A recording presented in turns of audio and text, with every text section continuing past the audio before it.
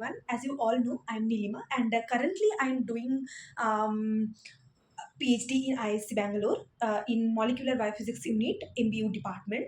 So इस video series में हम लोग बात कर रहे हैं डिफरेंट टेक्निक्स के बारे में जो भी हम लोग डे टू डे लाइफ में लैब में यूज़ करते हैं। मेरे चैनल में अभी तक बहुत सारा टेक्निक का वीडियोस मैं अपलोड कर चुकी हूँ, जैसे कि agarose electrophoresis, silver staining, SDS, whatever technique we use generally in our lab. I try to upload all those techniques. So जो भी टेक्निक के बारे में आज बात करेंगे वो टेक्निक बाद में मैं बताऊंगी। उससे पहले मैं जिस पर्पस की वजह से हम लोग ये टेक्निक यूज़ करते हैं उसके बारे में थोड़ा पहले मतलब इंट्रोडक्शन देने की कोशिश करती हूँ।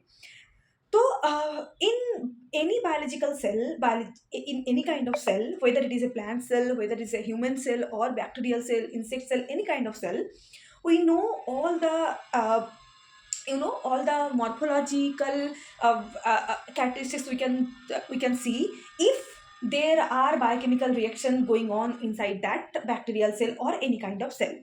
जो भी चीज़ें, जो भी पाथवेज बैक्टीरियल सेल के अंदर या कोई भी सेल के अंदर चल रहा है, उसकी वजह से हम लोग जो मॉर्फोलॉजी देख पाते हैं तो वो है मॉर्फोलॉजिकल व्यू। लाइक बाहर से हम लोग वो देख के बोल सकते हैं ओके ठीक है ये मॉर्फोलॉजी है, लेकिन ये मॉर्फोलॉजी किस वजह से हो रहा है इसके लिए अगर हम लोग शुरू से शुरू करते हैं तो पहले आता है जीन लेवल, जैसे कि डीएनए लेवल, जिसके बाद एमआरएनए प्रोडक्शन होता है, एमआरएनए के बाद प्रोटीन प्रोडक्शन होता है और वो प्रोटीन डिफरेंट पाथवेज में इन्वॉल्व होते हैं जिसकी वजह से हम लोग कोई एक कैरेक्टरिस्टिक्स बाहर से देख पाते हैं। एंड एक प्रोटीन कभी भी अकेले कुछ काम नहीं कर सकता, right?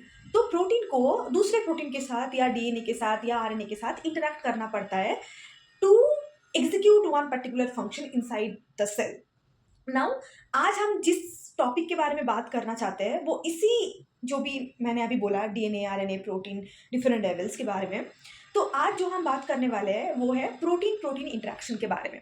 Now we have a protein, हमारे पास एक प्रोटीन है सेल के अंदर और दूसरा एक प्रोटीन है। अभी ये दो प्रोटीन एक्चुअली सेल के अंदर इंटरेक्शन करता है या नहीं वो चेक करने के लिए हम लोग डिफरेंट मेथड्स यूज़ कर सकते हैं। जैसे कि अगर मैं बात करूँ डिफरेंट मेथड्स, जैसे कि one is microscale thermophoresis. I have a video in my YouTube channel, you can go through that. और there are other techniques as well, जैसे कि surface plasma resonance. I'll upload a video about that as well. Now different techniques have different drawbacks, different advantages we can say. Now today I'll talk about one technique through which we can detect whether a protein is interacting or not, but in vitro condition, not in vivo. Through this process we can say in vitro condition these two proteins are interacting, but in vivo condition about that I'll upload video later. But this video will be on in vitro condition whether two proteins are interacting or not.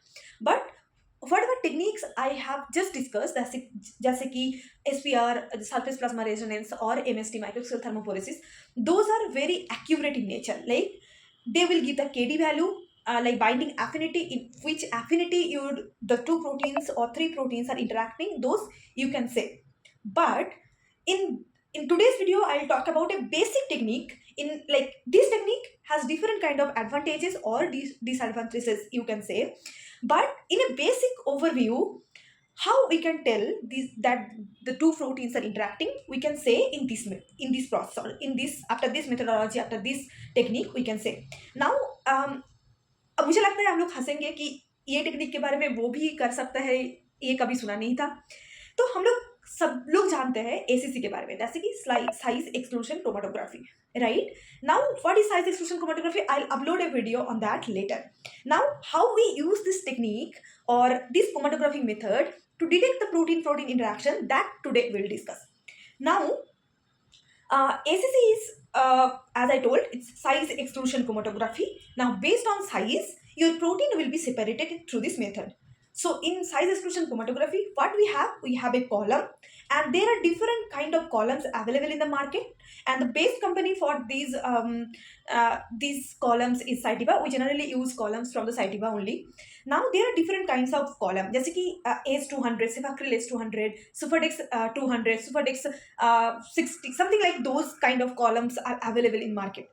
And based on the bead volume, bead size, there are different categories. Now you can separate out 15 kDa protein or 6 kDa protein in certain kind of columns, but you can differentiate, you can separate out these two kind of protein in a different column. So हमारे पास different columns होते हैं, लेकिन जो भी proteins को वो लोग separate कर पाते हैं उसका रेंजेस अलग होता है। जैसे कि कोई एक कॉलम मान लो, उसके अंदर आपने इंजेक्ट किया 50 kDa का एक प्रोटीन और लेट्स से 40 kDa का एक प्रोटीन, कि कुछ कॉलम ऐसे हैं जो ये टू प्रोटीन को सेपरेट आउट नहीं कर सकता, सेपरेशन नहीं हो सकता, लेकिन कुछ ऐसे कॉलम्स भी है जिसमें 10 kDa का डिफरेंस भी वो लोग डिफरेंट वाले प्रोटीन को भी वो लोग सेपरेट आउट कर सकता है। तो ये है ACC size exclusion chromatography and all those things. Now we will discuss how we can use this technique to detect protein interaction, and I will be using this technique within few days. Maybe I'll discuss that about the practical view as well, how we do it in our lab. So today we'll go through this size exclusion chromatography to detect protein interaction. Okay, let's start. Now let's say, so there are different advantages as well as disadvantages in this technique. I'll discuss those as well. Now first I'll talk about little bit about size exclusion chromatography. So what we do, we have, let's say, different size of protein. Let's say 50 kDa, 15 kDa or 115 kDa. Okay, now there is a column, okay, and we will inject this protein in this column, and based on their molecular weight they will get separated. This is the main overview of size exclusion chromatography. Now as this protein is bigger, so first it will come 115 kDa will come first, then 50 kDa, and then 15 kDa. Okay, I'll discuss this technique in details later in my video, but today I'll discuss about how you can detect protein interaction in this through this technique. Okay, now let's say you have a protein of 58 kDa. Okay, you have a protein of 58 kDa, and you have a protein of, let's say, 20 kDa. Now so you have a column, that is the ACC column, size exclusion chromatography column, and this column is packed with beads, right? And based on this beads type, bead size, different kinds of columns are available in the market. Now when we inject this 58 kDa of protein, it will, so this column is connected to a computer which will give the pick for that protein. Now what is this pick? Whatever tryptophan, phenylalanine and all those amino acids are there in that protein, they will show absorbance at 280 nanometer, and it will give some peak. Okay, now when you load this 58 kDa protein, it will give a peak like this. Let's say this is the, as I just told, this is the nanometer, 280 nanometer, and in which it is showing the peak, and it is the volume.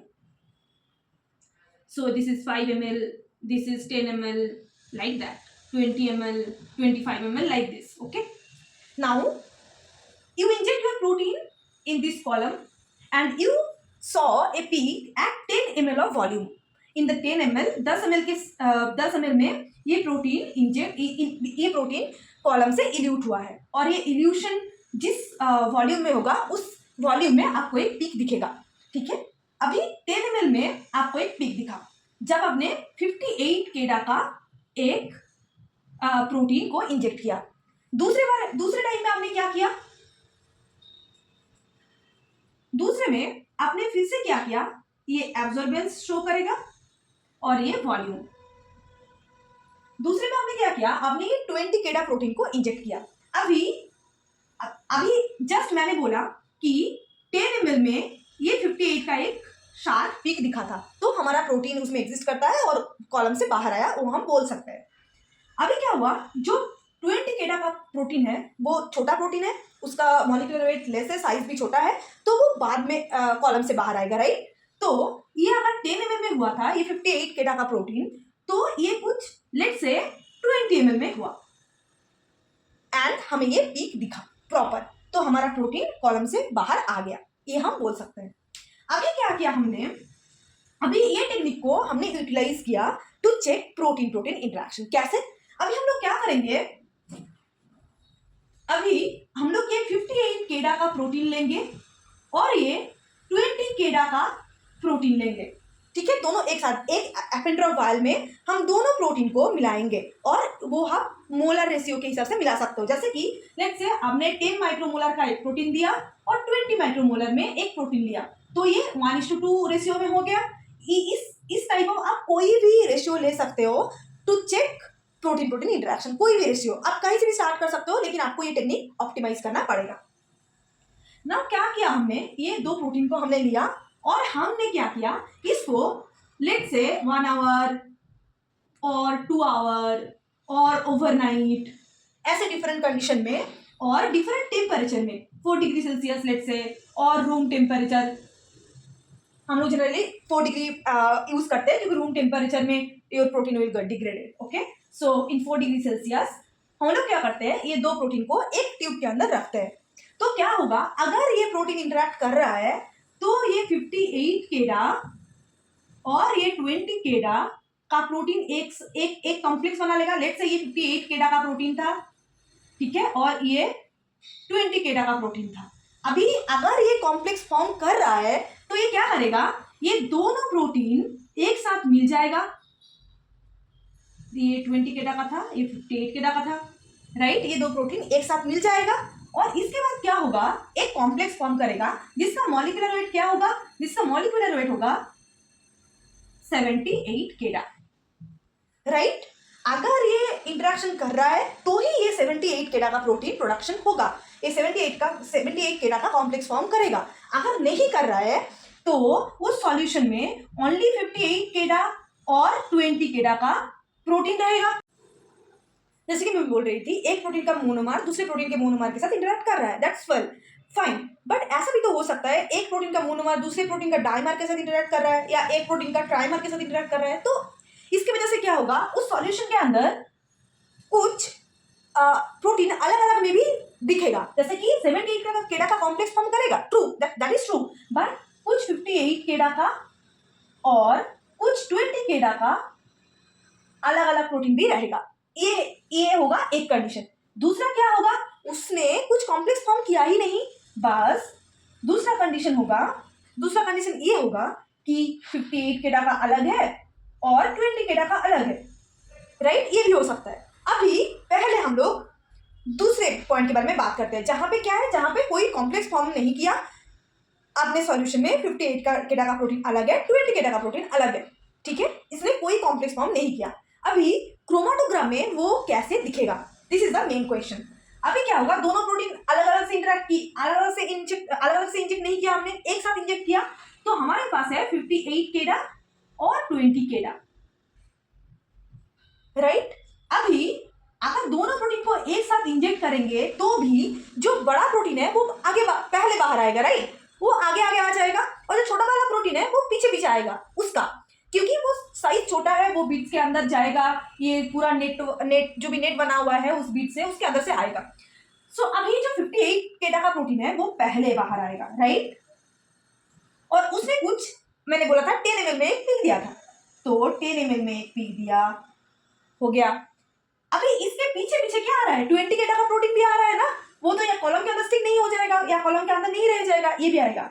और मैंने बोला था वो protein 20 ml में एक 20 ml volume में एक peak देता है, तो ये 10 ml में पीक दिया और ये 20 ml में एक पीक दिया, और वी नो कि 58 केडा का एक प्रोटीन यहाँ पे था जो 10 ml में पीक देता था। हमने सिंगल प्रोटीन को भी इंजेक्ट किया था तो हमें पता था कि ये 58 केडा 10 ml में ही पीक देगा, और जो 20 ml में पीक दे रहा है, मुझे वो भी पता है कि जो 20 केडा का प्रोटीन था वो 20 ml में पीक दिया था, क्योंकि हमने सिंगल को भी इंजेक्ट किया था, राइट। तो अभी वो भी निकल गया, तो हम क्या बोल सकते हैं, अरे ठीक है 10 ml में एक पीक दे दिया, 20 ml में एक पीक मिल गया मुझे, तो ये प्रोटीन तो 58 केडा का ही एक पीक दे रहा है और 20 ml में 20 केडा का एक पीक दे रहा है, मतलब हमें दूसरा कुछ पीक मिल भी नहीं रहा है, तो मतलब ये प्रोटीन इंटरेक्ट नहीं कर रहा है, right. This is the truth ultimately, because हमें और एक्स्ट्रा कोई पीक नहीं मिल रहा है, क्योंकि एक्स्ट्रा पीक हमें मिलना था ना, क्योंकि दोनों मिलके एक 78 केडा का एक कॉम्प्लेक्स फॉर्म कर रहा था, राइट। तो 78 केडा का अगर होता तो क्या होता, 78 58 से भी ज्यादा बड़ा है, तो 78 सबसे पहले आना चाहिए था, और ये 10 ml के पहले और एक पीक आना चाहिए था, क्योंकि कॉम्प्लेक्स जितना बड़ा होगा या प्रोटीन जितना बड़ा होगा वो पहले आएगा।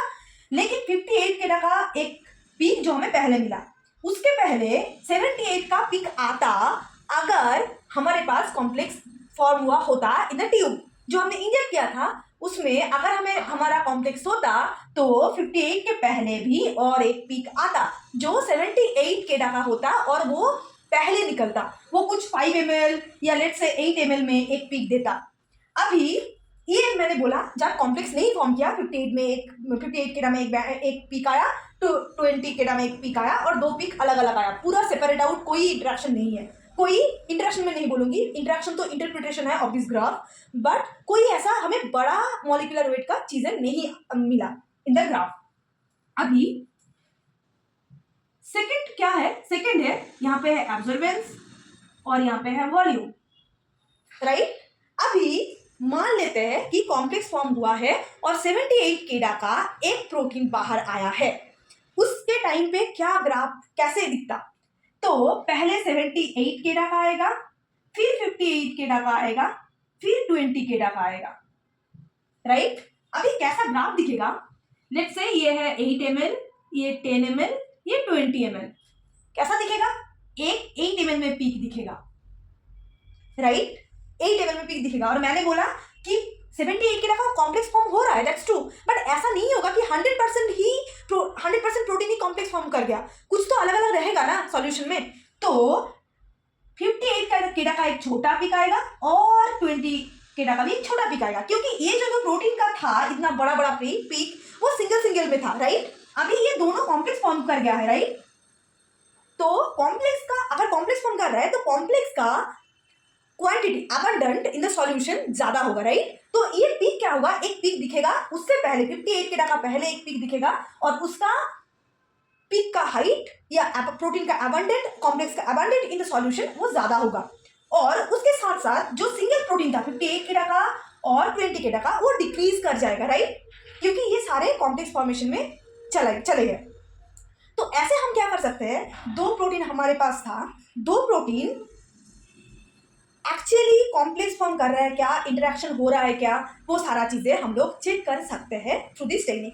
अभी आप बोलोगे कि ठीक है इतना इतना इजी है, हम लोग बस इंजेक्ट कर देंगे तो हो जाएगा, this is not the true. यहाँ पे बहुत बहुत बहुत बहुत सारे एडवांटेजेस है, इसीलिए हम लोग more precise technique generally prefer करते हैं, जैसे कि SPR हो या MST हो या yeast hybridisation, all those advance technique use करते हैं। ये पहले बहुत बहुत बेसिक मतलब एक जस्ट ओवरव्यू पाने के लिए ओके इंटरेक्ट कर रहा है या नहीं कर रहा है, येस और नो, ये क्वेश्चन का आंसर देने के लिए ये कर सकते हैं, लेकिन हमेशा नहीं कर सकते। मैं अभी डिसएडवांटेजेस के बारे में भी बात करूंगी, ओके। तो हम कर सकते हैं, ये टेक्निक यूज कर सकते हैं प्रोटीन प्रोटीन इंटरेक्शन के लिए। अभी मेन जो डिसएडवांटेज होता है वो एक्चुअली होता है इसका प्रिसाइज बाइंडिंग एफिनिटी, या मान लो binding stoichiometry, all those things हमें नहीं पता होता है थ्रू दिस टेक्निक। इसके लिए हमें बहुत एडवांस टेक्निक की ज़रूरत पड़ता है। जो भी टेक्निक्स अवेलेबल है जैसे कि SPR और MST, वो टेक्निक यूज़ करना पड़ता है जो कि थोड़ा एडवांस है, लेकिन उसमें हमें प्रिसाइज वे में इसका बाइंडिंग एफिनिटी, कितनी एफिनिटी के साथ बाइंड करता है, कितना टाइम तक बाइंड करके रहता है, या काइनेटिक जो भी पैरामीटर्स है KD Vmax, ये ऑल जो भी चीज़ें हैं ये हम लोग उससे पता कर सकते हैं, ना कि हम लोग मतलब ये सारी चीज़ें पता कर सकते हैं, लेकिन SCC के through only it is interacting और नॉट ये पता कर सकते हैं, दैट्स ऑल। बट इससे ज़्यादा हम लोग नहीं पता कर सकते। Thank you so much. I'll come back with ACC, with the video regarding this ACC or any other technique in let's say next few days, because I'm a little bit busy with my work. So next I'll come with one of such techniques which we generally use in our lab. Till then, stay tuned. Thank you so much. If you like the video, please like it, share and subscribe with your friends. Thank you so much.